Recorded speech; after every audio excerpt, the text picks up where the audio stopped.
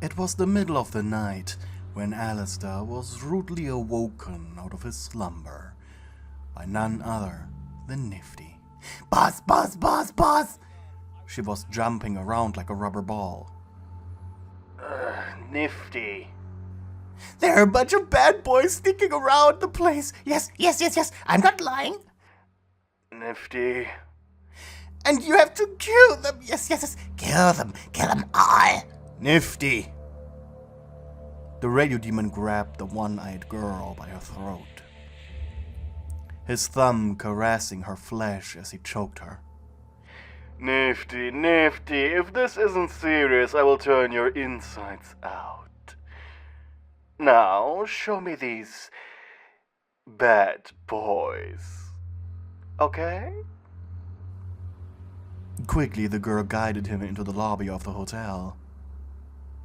Behind the glass door, a group of shadows moved. Kill them! Nifty, my dear, remember what Charlie made me promise after last time, when her father was here?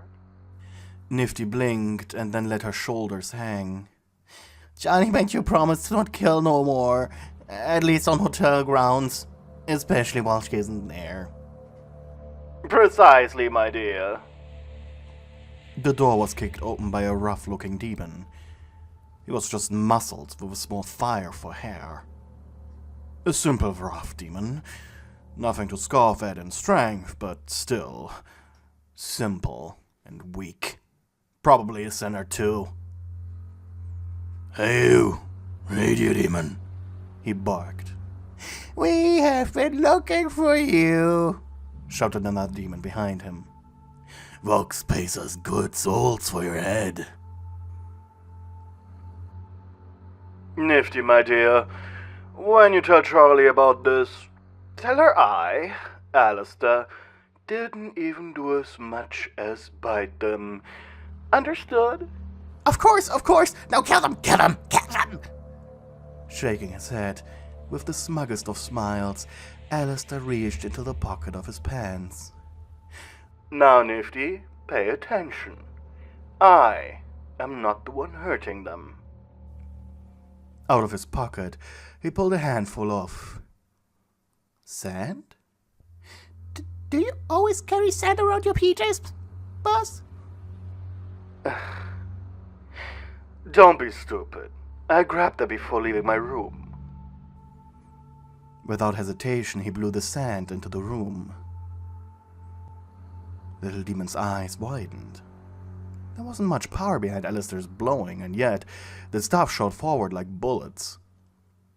Most interesting of all was, mid-flight, some of the small grains of sand began to burst open. What the? Frightened, the intruding demons took a step back, worried the sand may be explosive. Meanwhile, Alastor just grinned. Charlie, my dear.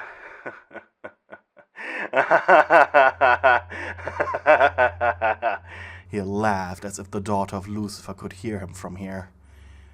She was currently in heaven to talk about the 6-month purge period, and had left with him, here with the distinct instruction to please not hurt anyone in the meantime.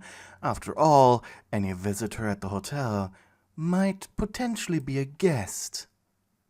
He was willing to uphold the promise out of sheer malice, because his other methods were much more brutal. Out in the middle of the cloud, a humanoid shape formed, slender and feminine, just a mere shade through the mist of grains. 2 yellow eyes glowed into the direction of the ruffians. Us, my dear. Kill them. You didn't respond immediately, or at least not with words. After all, your body was still forming itself, but you followed the order. Like a nightmare, your shape exploded into a buzzing cloud. rushing towards the demons with the cry of millions of mosquitoes, cicadas, flies, and other creepy crawlies with wings.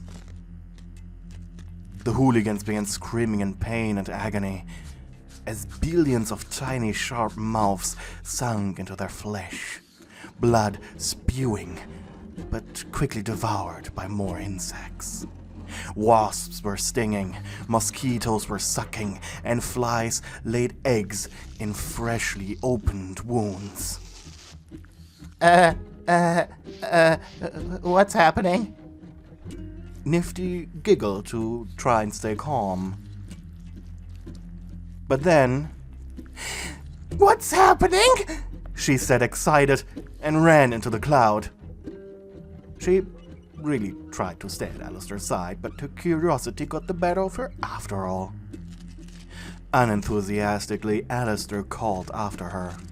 Oh no, it's too dangerous. Come back, you're going to die. Scoffing, he grinned. The sand, however, at least the sand that was still floating in the air, now turned black. The noise of countless tiny wings creating an orchestra of nightmares in the lobby. And with the cloud settled, it left only the bruisers of Vox. They were covered from head to toe in millions of tiny black insects, chirping, screeching, buzzing, and squeaking, while Nifty jumped around them. Oh wow, so many little insects! With her needle, she began aimlessly stabbing the insects, and in turn, covering her little face and clothes in green insect and black demon blood. Nifty, if I were you, I would stop. A few of the countless bugs were biting down on her needle. They're so strong! She shouted, as the bugs threw her away, her tiny body crashing into the sofa, knocking the little demon unconscious. The creaking and cracking of hundreds and thousands of tiny exoskeleton bodies could be heard, as the bugs devoured the demons down to their bones. Of course, in hell they would certainly regenerate, and if not in these forms due to you devouring them completely, then as newly formed demons, and much weaker at that. Hopefully the pain they experienced right now was a proper lesson to them. To not fuck with the radio demon. After all, it was his slumber they interrupted. This was their punishment. The process took minutes. The demons crying and groaning, their bones breaking on the heavy weight of the burrowing insects. Biting his lower lip, Alastor averted his gaze as hundreds of tiny grubs burst out of the eye of one of them, spraying translucent goop on the ground. Darling, you almost splattered me with that. Almost ashamed that this scum was eaten by someone that wasn't him, but, well, he was forced, thanks to Charlie. Alastor sighed and threw a pack of clean bandages into the pile of beetles after the screaming had finally stopped. It took the swarm only a mere minute to completely devour the package. Casually, Alastor sat down on the sofa next to Nifty, who had opened up by now. I'll let you change in peace, darling. Take your time. What do you mean, change in peace? Asked the small demon, and as she looked up from the sofa, she watched the insect swarm creating a vaguely human shape. Using countless of tightly pressed together centipedes, the shape of hands bandaging itself up, layer upon layer. The process took about 10 minutes, until every bug was entirely covered by them. Only the movement beneath and the clicking of tightly pressed together chitin indicating the horror beneath. Nifty, my dear, that there is us. She's one of my, servants, I guess. I think I'm gonna vomit. The small demon rushed out of the room through one of the back doors of the hotel. The sound of a loud indicating what was happening behind it. You slowly walk next to the sofa, leaning against the armrest. It's always nice to see your cute eyes. You looked like a tightly wrapped, slender female mummy. The bandages around your head were wrapped in a way to create two long and cute pigtails, since in your form you didn't really have hair. You narrowed the part of your insects that formed your eyes, but of course they weren't really eyes. They were a total of 20 fireflies whose glowing butts you used to indicate where you were looking and how you were looking. Oh, thank you, dear Alastor, you said, giving him a toothy grin. Your teeth were formed out of the mandibles of hundreds of pressed-together stag beetles, creating teeth that also each wore a dangerous and sharp mouth on their own. Their red chitin shimmered in the light of the fireplace. The only thing that revealed your horrifying gestalt were the slit of your mouth and the slit showing your eyes. Aside from that, it was only the pulsating of countless tiny bodies beneath the bandages. We think we have cute eyes too, you chuckled innocently. Sitting now next to him, you leaned against Alastor, resting your head on his shoulder. You were a swarm that walks, an ultra-rare gluttony demon species. You died before you had been given a name, during God's purge of every firstborn child in Egypt. A mere baby at the time, and thus had simply chosen to go by us. As an infant, you had a marvelous hunger, and you simply had loved the milk your mother graciously offered to you. A little too much. Combine this, most innocent of sins, with God's wrath. It was obvious why you had been given such a horrid form. Alastor almost pitied you, as his right arm snaked around your shoulders. The radio demon wasn't one for romance, or anything delicate or cute. In fact, he despised the act of procreation, yet he was cunning enough to understand its uses. And he was very aware of the fact that he in fact had a fan club, filled with girls who do everything for him in exchange for just a little bit of tenderness. And someone like you, who spent more time in hell than alive, were just the right little thing. The cicadas of your body began shaking their behinds to create their unmistakable sounds. It was your equivalent of purring. We have missed you, you said as you held up your arm and moved your fingers. We have missed moving. And you're always especially gracious about it too, my darling. Oh, Alastor, our love. Your swarm was literally and metaphorically abuzz with emotions. The insects that formed your face moved aside, shaping a mouth.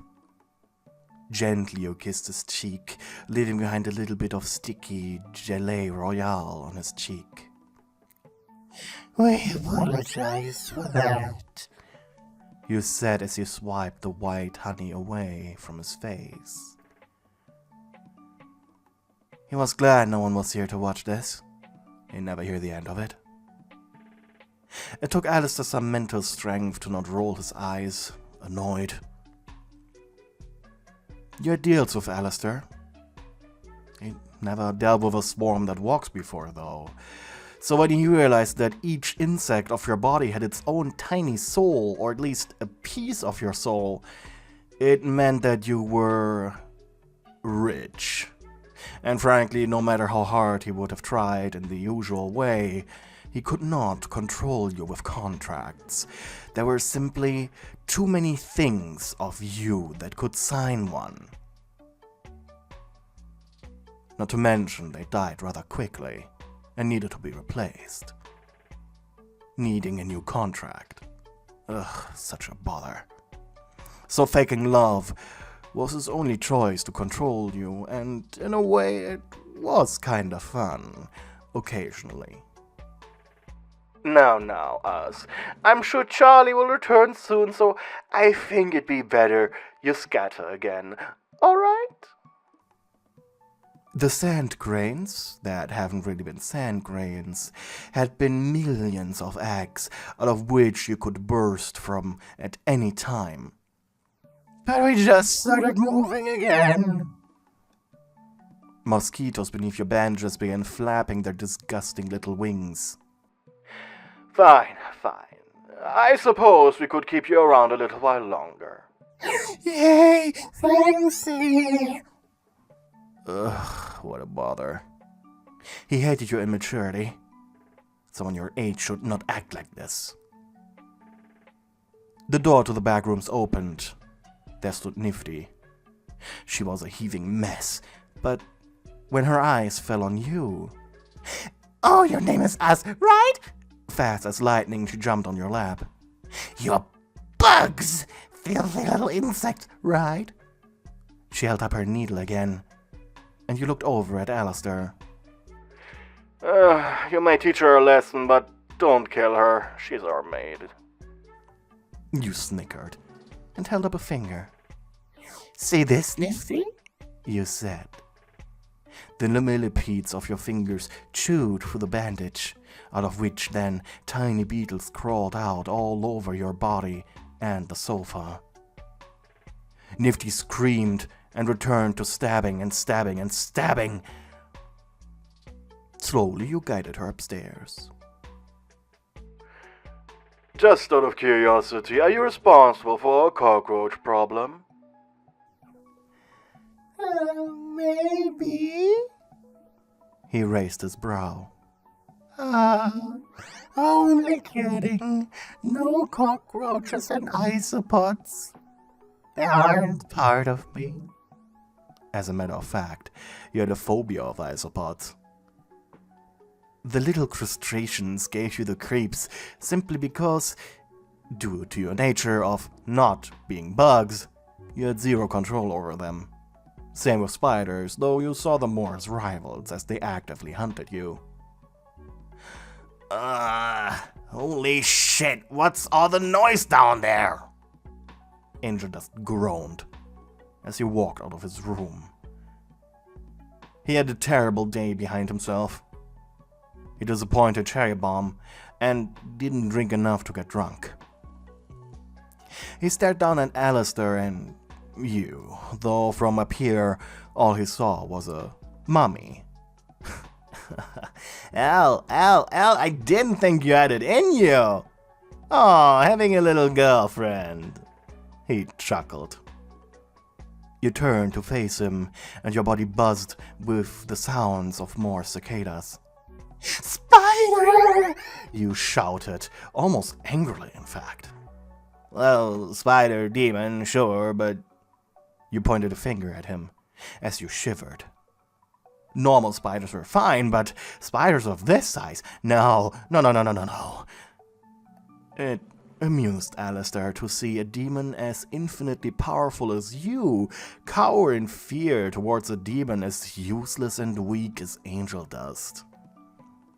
Probably because the millions of tiny bodies you were made out of, having a natural fear. My dear Angel Dust, as you can see, everything is perfectly fine down here. You can go back to sleep. Yeah, sure. My Nifty is having a complete meltdown up there, and... He pointed at the clean pile of bones. What's up with those guys? It's just a bunch of ruffians, and they're dealt with. Alastor grinned. It's all fine, my dear fellow. Aren't you used to this noise by now anyways? Angelus didn't feel like arguing. Ugh, whatever. He rubbed his head. Without being drunk, the loud music of the club had been enough to give him a headache.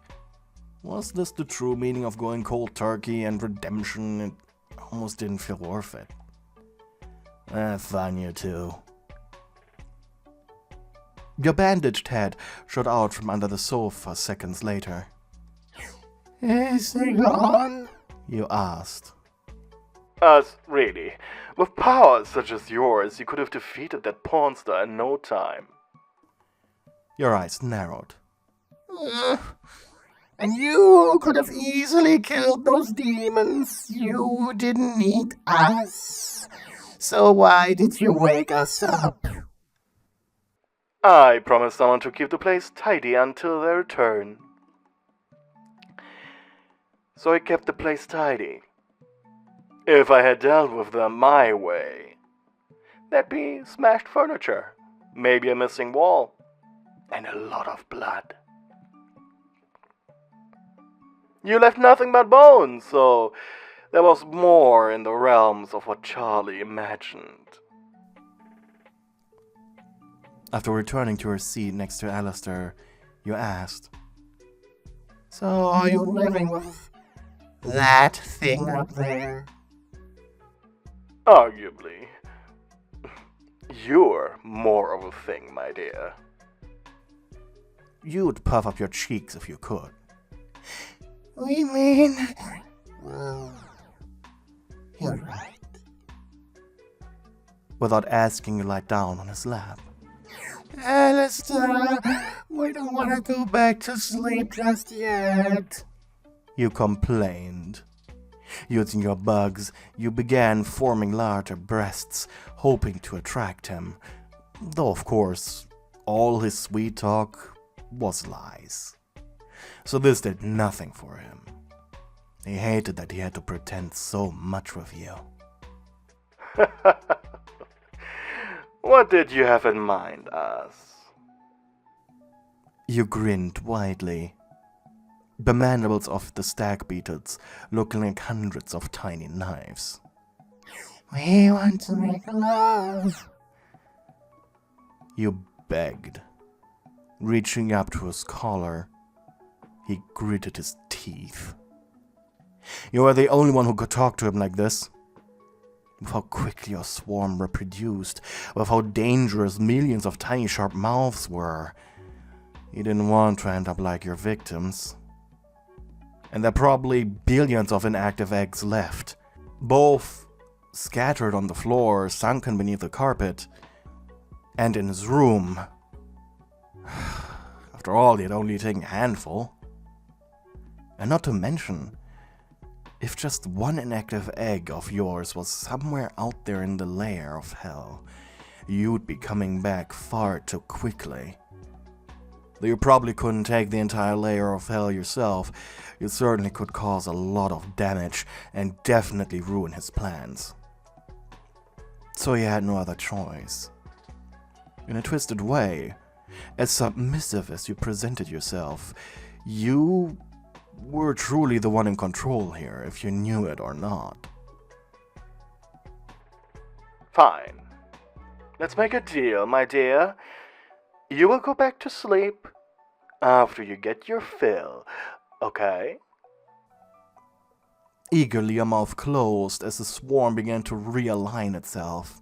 2 lines of thick grubs created lips, while big beetle larvae created the warm, soft, slimy, pulsating inside of a mouth. A bigger, more mature Hercules grub forming your tongue. Alastor exhaled through his nose sharply before closing his eyes. It was easier to stomach what he was about to do with his eyes closed. His tongue swished around your mouth. Your thick and round tongue larva rubbing against his. Luckily, it tasted rather good, thanks to the royal jelly coating of theirs. After all, you knew how to make sex feel unbelievably good. Once someone you like got over the shock and horror of your insides, your ability to freely morph into any form or shape your partner desired was like the cherry on top of a rather disgusting looking yet tasty sundae. Though as Alastor's tongue rubbed over the pulsating ridges of your larvae, he realized he probably could have convinced Angelus to do this for him. Then again, as the aphrodizing effect of the royal jelly began to take effect, he began to think that maybe this wasn't all too bad. A second group of soft, wet larvae made its way to your loins. After all, there needed to be something for Alastor to thrust into if you wanted to go all out. And you wanted the next hundreds of generations of your body's insects to be the result of his lovemaking. The offspring would certainly be unbelievably powerful. Sadly for you, if you had been smarter or more mature, you'd use this power for yourself, but your innocent mind was completely devoured by Alastor's schemes. Your power was his power, and all he needed to do was allow this to happen every once in a while. His brain clouded by the royal jelly, he pushed down on you, pinning you on the sofa. He held himself up with his microphone staff, while his other tightly gripped the backside of the sofa. He gazed down at you, his mouth pressed shut, yet his lips quivering, a thin line of salvia running down his chin. There were too many disgusting thoughts going through his brain. And bravely, you leaned up, pressing your entire body against him and whispering, Please fuck us, master.